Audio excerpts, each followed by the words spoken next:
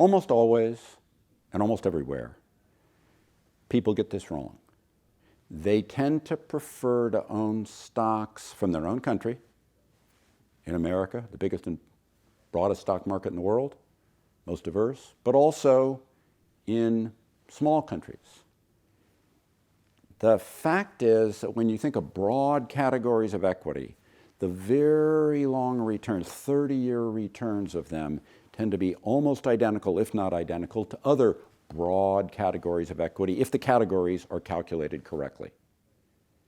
There's a lot of incorrect ways to calculate equity returns, but calculated correctly, in the long term, they get real similar, because in the long term, as I wrote about in my Only 3 Questions book, shifts in supply 7, 8, 10 years from now are much more important in determining pricing than shifts in demand, and can overwhelm any change in demand. Demand fluctuates in the short term based on human emotion. Supply can be increased or decreased nearly infinitely to overwhelm any perception of superiority in a category.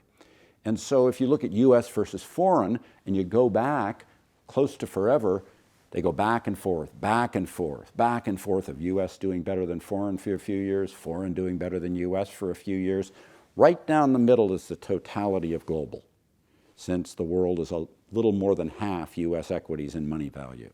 And what that means is you really get a smoother ride to that long-term equity return if you don't focus on your local home country bias and instead invest globally, diversify globally, aim at the world market.